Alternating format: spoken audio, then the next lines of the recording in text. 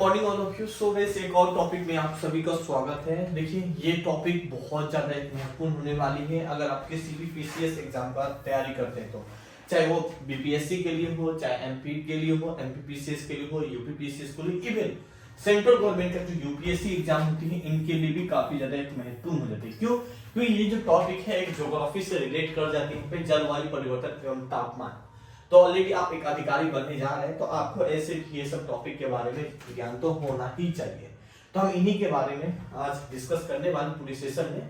सो मैं हूं रितेश सिंह। अगर आप लोग पहली बार है हमारे चैनल को सब्सक्राइब करें, सो हमें सपोर्ट करें। और आपको पता होना चाहिए कि हम आप लोगों के लिए पीटी एग्जाम के लिए करेंट अफेयर का क्लास लेके आते हैं। देखिए, करेंट अफेयर तो आप बहुत ही पढ़ते हैं, लेकिन हम लेके आते हैं कॉन्सेप्ट। एक बार कॉन्सेप्ट पढ़ लिए ना तो आपको करेंट अफेयर का सारा फंडा समझ में आ जाएगा कि कहां से क्वेश्चन पूछा जाता है और कितना ही पढ़ के जाना है। आपको एक दायरा पता चल जाएगा करेंट अफेयर का। वही चीज हम इसमें डिस्कस करते हैं यहाँ पे। लेकिन डॉट सेक्शन में भी हम खुद होते हैं यहाँ पे, जो कि अभी तो फिलहाल 400 है। आगे जो होने वाला है वो मुझे पता नहीं, तो जितना जल्दी हो सके ज्वाइन कर सकते हैं। डिस्क्रिप्शन में लिंक होगा यहाँ पे, ठीक है।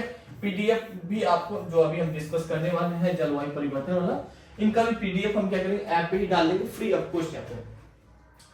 तो फिलहाल हम इन्हीं के बारे में चर्चा करने वाले हैं। डेली ही प्रैक्टिस करिए। अगर आप एक अधिकारी बनने जा रहे हैं तो डेली एक एक क्वेश्चन तो प्रैक्टिस करिए ही करिए। एटलीस्ट थोड़ा लिखिए जरूर यहाँ पे। कुछ दिन के बाद हम आप लोग का आंसर राइटिंग भी चालू करेंगे। खैर, यहाँ पे देखिएगा, विश्व मौसम विज्ञान संगठन ने तापमान का रिकॉर्ड करने की शुरुआत के बाद वर्ष 2024 में अब तक का सबसे गर्म वर्ष घोषित किया है। पहले आप क्वेश्चन को अच्छा से मतलब टॉपिक को समझ लिए कि टॉपिक में आज हम चर्चा करने वाले हैं जलवायु परिवर्तन के बारे में। जलवायु परिवर्तन से रिलेटेड हमारे वर्ल्ड लेवल के साथ साथ हमारे भारत में भी 2 ऑर्गेनाइजेशन है जो काम करती है। अच्छा, 2 ऑर्गेनाइजेशन तो बहुत सारे हैं, जो 2 काफी ज्यादा फेमस है। वर्ल्ड लेवल पे बात करेंगे जलवायु परिवर्तन से रिलेटेड जो हमें जानकारी देते हैं, जिनको बोलते हैं वर्ल्ड मेट्रोलॉजिकल ऑर्गेनाइजेशन बोलते हैं यहाँ पे, ठीक है। जिनकी स्थापना कब किया गया था? 1950 में किया गया था यहाँ पे। ये आई थिंक बहुत ज्यादा ये हो रहा है। तो ये सब पहले आपको जानकारी हो। कॉन्सेप्ट में हम यही चीज देते हैं यहाँ पे। अब भारत में कौन देता है कैसे यहाँ पे ये मौसम से रिलेटेड जानकारी? तो गाइस आईएमडी देते हैं यहाँ पे, ठीक है। आईएमडी देते हैं यहाँ पे। आईएमडी की स्थापना कब की थी? 1875 में किया गया था यहाँ पे, अंग्रेज के शासनकाल में। इस समय भारत का अंग्रेजी शासन, लेकिन उस समय में इतना ज्यादा ये काम नहीं करती, बस नॉर्मली बना दिया गया था थोड़ा बहुत जानकारी देने के लिए। फिलहाल इनका 150 साल पूरा हो गया, तो ऐसे भी ये टॉपिक काफी एक महत्वपूर्ण हो जाती है यहाँ पे। तो अभी काफी सारे देश को ये इनवाइट भी किया है कि आइए, मेरा 150 साल पूरा हो गया उसकी खुशी में। तो ये टॉपिक बहुत महत्वपूर्ण होता है, इसीलिए मैं सोचा चलो आज को इस टॉपिक को इसी रूप में कवर करेंगे। आईएमडी की जो स्थापना किया गया 23 मार्च को किया गया था, ठीक है। 23 मार्च को स्थापना किया था। 23 मार्च से लेके बात करें 1950 से लेके, ठीक है, 1950 से लेके 2024 तक, ठीक है। 1950 से 2024 तक बात करने वाले सबसे गर्म अगर मौसम दर्ज किया है WMO के द्वारा, मतलब वर्ल्ड मेट्रोलॉजी ऑर्गेनाइजेशन के द्वारा 2024 को सबसे ज्यादा गर्म घोषणा कर दिया यहाँ पे, ठीक है। और यही चीज चर्चा का विषय होगी और यही चीज मेंस में भी पूछ दिया जाएगा। अब सरकार इनके लिए क्या काम कर रही है? अब सरकार इसके लिए कोई नियम नीति बनाई है तो उस पर आपको काम कराना है, आप अधिकारी बन जाएंगे। तो यही चीज पढ़ के जाना है, आंसर में लिखना है यहाँ पे। तो यही बात यहाँ पे मेंशन किया गया। थोड़ा बहुत आप भी पढ़ेंगे मेरे साथ साथ यहाँ पे, ये नहीं कि सिर्फ सारे के सारे हम पे ही छोड़ देंगे यहाँ पे। इस वर्ष पृथ्वी की औसत वार्षिक तापमान पूर्व औद्योगिक स्तर 1850 से, ठीक है, 1900 की अवधि में 1.5 सेल्सियस डिग्री अधिक रहा था यहाँ पे।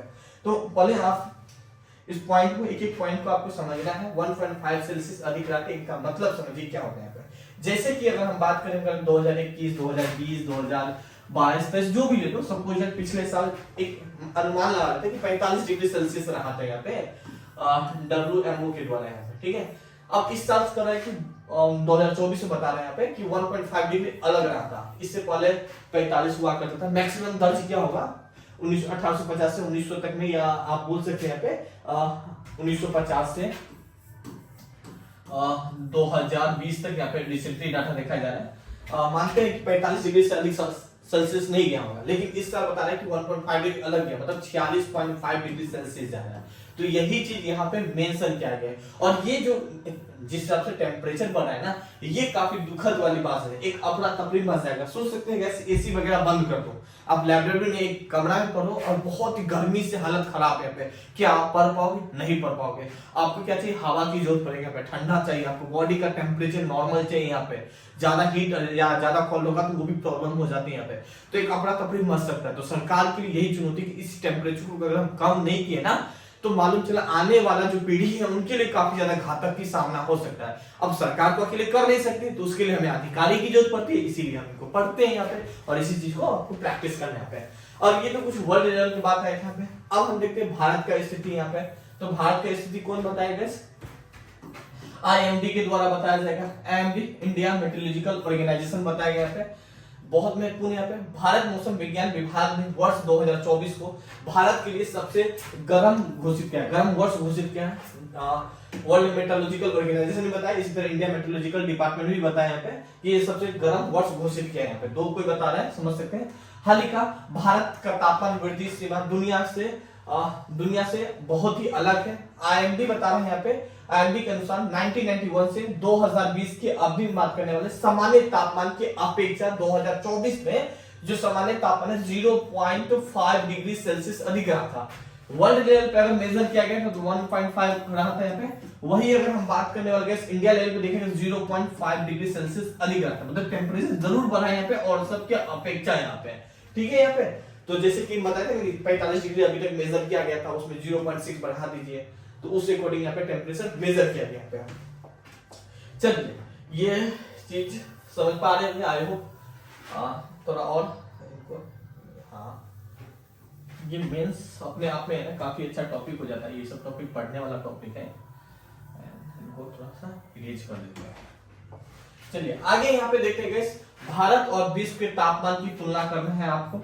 अब तुलना क्या करना है, जो भारत और भारत का क्या स्थिति रहा था एक साइड रख देना है यहाँ पे, ठीक है। वर्ल्ड का क्या स्थिति रहा था एक साइड रख देना है। जैसे कि भारत के तापमान की वृद्धि की तुलना पूरा दुनिया से करने के लिए 1901 से लेकर 1910 की अवधि में औसत अधिक उपयोग के आधार रेखा माना गया यहाँ पे। जैसे कि IMD के डाटा से पता चलता है कि 2024 में भारत का तापमान 1901 से 1910 में औसत डिग्री कितना था? 1.2 डिग्री रहा था यहाँ पे, सेल्सियस रहा था। हाल ही का यह तुलना संतुलित आधार नहीं है, क्योंकि भारत का तापमान वृद्धि केवल स्थल सीमा का तापमान वृद्धि को ध्यान में रखता है। यहाँ पे जो IMD है वो क्या करता है गैस, है ना, वो कोशिश करता है ना कि केवल जो स्थल है, स्थल मतलब जहां पे हम रहते हैं उसी को वो मेजर करते हैं यहाँ पे, ठीक है। लेकिन वही हम बात करेंगे डब्ल्यू मेट्रोलॉजिकल ऑर्गेनाइजेशन है, ये सिर्फ स्थल को ही नहीं, मतलब जमीन वाले पार्ट को ही नहीं, जो महासागर वाला पार्ट है, जो समुद्र वाला पार्ट है, उनको भी मेजर करते हैं यहाँ पे। तो थोड़ा बहुत तो बिल्कुल डिफरेंट होगा ही होगा, है ना। दोनों को एक मेजर करके फिर एक एवरेज बताते हैं यहाँ पे। ध्यान में रखते हुए दूसरी ओर वैश्विक तापमान के वृद्धि का स्थल के साथ साथ महासागरों का तापमान की औसत भी शामिल किया जाता है यहाँ पे, ठीक है। तो ये गैस WMO के द्वारा यहाँ पे स्थलीय सतह महासागर की तुलना में काफी अधिक गर्म होती है यहाँ पे। जो बात हम आपको बता रहे हैं, जैसे कि स्थल आपात को बहुत ज्यादा टेम्परेचर होती है, उनको ठंडा होने में भी समय लगता है यहाँ पे। लेकिन वही समुद्र में बात करें, ये पानी तो बहुत ज्यादा गर्म हो जाता है, लेकिन आप देखोगे शाम होते तो बहुत जल्दी ठंडा हो जाता है। लेकिन जब आप जमीन पे होगे ना, देखो रात में भी बहुत ज्यादा गर्मी लगेगी, ये ठंडा होने में थोड़ा समय लगता है जमीनी वाला पार्ट, स्थल वाला पार्ट, लेकिन समुद्र वाला पार्ट तुरंत ठंडा हो जाता है। तो यही चीज यहाँ पे मेंशन किया गया, इस चीज को आप पढ़ लेंगे यहाँ पे। चलिए आगे डिस्कस करते हैं। यहाँ पे कई सारा कारण यहाँ पे मेंशन किया गया है यहाँ पे जो टेम्परेचर बढ़ने के यहाँ पे। जैसे कि भारत में अगर बात करें, भारत और वैश्विक तापमान का अगर हम कई सारा बढ़ने का कारण बताएं तो भारत में 1.2 डिग्री सेल्सियस तापमान की वृद्धि वैश्विक स्थलीय से 1.6 डिग्री सेल्सियस या उससे अधिक तापमान में काफी कम है यहाँ पे। जैसे कि हम आपको एक पॉइंट और पढ़ देते हैं, फिर आपको समझ में आ जाएगा। भारत उष्णकटिबंधीय क्षेत्रों में स्थित है, जैसे कि ये बात करेंगे, ये अपना पृथ्वी है, ठीक है, और ये वाला पार्ट बात करेंगे उष्णकटिबंधीय, ये वाला पार्ट बहुत ज्यादा हीट होता है। तो आप देखोगे भारत कुछ यहाँ पे आते हैं, इसीलिए थोड़ा और भी ज्यादा गर्म हो जाती है, और ये भूप मध्य रेखा के पार्ट्स में मिलती थी। यही बात यहाँ पे मेंशन किया गया है यहाँ पे, जिसके कारण से और भी थोड़ा गर्माहट देखने को मिलती है भारत को। भारत के लिए बहुत बड़ी चुनौती है यहाँ पे। अब देखिए यहाँ पे ये चुनौती भी मेंशन किया गया। चुनौती क्या मेंशन किया गया? भारत में भूभाग एक समान नहीं है। भारत का जो भूभाग है वो एक समान नहीं है। औसत तापमान वृद्धि देशों का विभिन्न भागों का अनुभव किया जा रहा है। तापमान का अगर हम जैसे कि बात करेंगे, हिमालय का तापमान का वृद्धि की प्राकृतिक प्रभाव तटीय क्षेत्रों की तुलना में बहुत ही अलग है, बिल्कुल अलग है। यहाँ पे भाई हिमालय वाला पार्ट में अलग होती है, यहाँ पे बाकी तटीय वाला पार्ट में कुछ अलग देखने को मिलते हैं। जलवायु परिवर्तन के प्रति भारत संवेदनशील बहुत अधिक है। वैश्विक जलवायु मॉडल, भारतीय क्षेत्रों में वैश्विक क्षेत्रों की जलवायु परिवर्तन के कारण होने वाले बदलाव में बहुत ही अधिक सटीकता नहीं दर्शाता है। यहाँ पे बिल्कुल सही बात है भाई। जो वर्ल्ड लेवल का जो मतलब WMO के द्वारा जो डाटा होती है वो IMD के द्वारा डाटा डिफरेंट होती है, यहाँ पे थोड़ा बहुत डिफरेंट होती है। ये सबसे बड़ी चुनौती है कि भाई इनको कम से कम इस अकॉर्डिंग बनाओ कि भाई सेम डाटा आना चाहिए, सटीकता होना चाहिए। यहाँ पे पुणे में भारतीय उष्णकटिबंधीय प्रबंधन संस्था या हैदराबाद में भारतीय राष्ट्रीय महासागर सूचना प्रणाली केंद्र जैसे मौसम जलवायु संबंधित अन्य एजेंसी को भी डाटा का सटीकता से संबंधित चुनौती का सामना करना पड़ता है। यहाँ पे सभी कई सारा ऑर्गेनाइजेशन है जो कि कैसे मौसम से रिलेटेड हो, जलवायु से रिलेटेड हो, कुछ न कुछ डाटा पेश करते हैं, लेकिन कुछ न कुछ डिफरेंट होता है। तो वो सिमिलर होना चाहिए। पता चला कि ठीक है कि हम एक काम करते हैं, टेम्परेचर बहुत ही बढ़ गया है, अब एक काम करते हैं पेड़ बहुत ज्यादा रोक देते हैं, टेम्परेचर कम हो जाएगा। यहाँ पे अब मान लीजिए कोई बता दिए कि 10 सेल्सियस टेम्परेचर बढ़ रहा है, कोई बता दे 8 सेल्सियस, तो वो भी एक बहुत बड़ा चुनौती हो रही है। तो वो चीज भी हमें थोड़ा सा फोकस करना है यहाँ पे, ठीक है। हाल ही का गाइस आगे यहाँ पे देखें कि इसके लिए हमें क्या क्या करना है, थोड़ा बहुत आप भी पढ़ लेंगे पे। तो जैसे कि इनको थोड़ा सा फिर इरेज कर लेते हैं पे, हाँ थोड़ा और छोटा कर लेगा।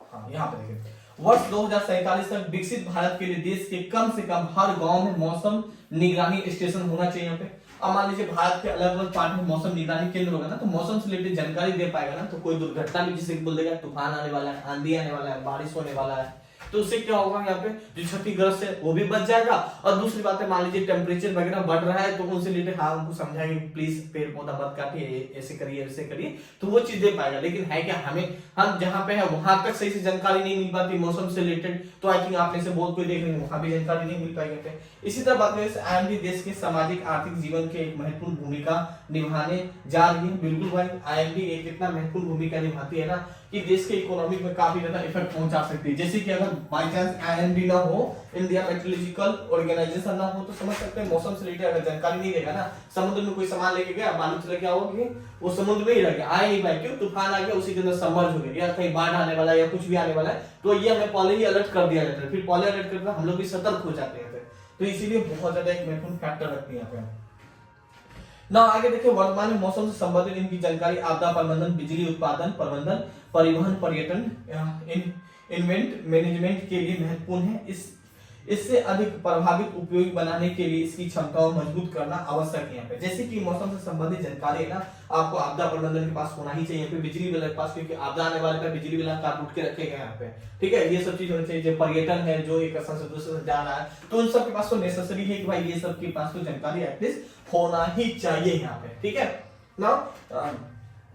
आगे देखिए भारत की जलवायु अवलोकन एवं प्रभाव का आकलन अपनी क्षमताओं को मजबूत करने की आवश्यकता है तथा भारतीय की भूभाग के आसपास महासागरों की निगरानी नेटवर्क में अभी अपर्याप्त है और यह तत्काल ध्यान की आवश्यकता है। यहाँ पे तत्काल ध्यान देने की आवश्यकता है। यहाँ पे भारत के तटीय वाला भाग से लेके समुद्र वाले भाग पे भी हमें फोकस करना है। तो अभी और भी इस पे काम करना है। अभी तो 150 साल कंप्लीट हो गया, आई थिंक 20-30 साल और कंप्लीट हो जाए तो आई थिंक काफी स्ट्रॉन्ग हो जाएंगे यहाँ पे, ठीक है। तो कुछ यही सब था गैस यहाँ पे। आई होप आप लोग समझ पाए होंगे, कोई डाउट तो नहीं आया होगा।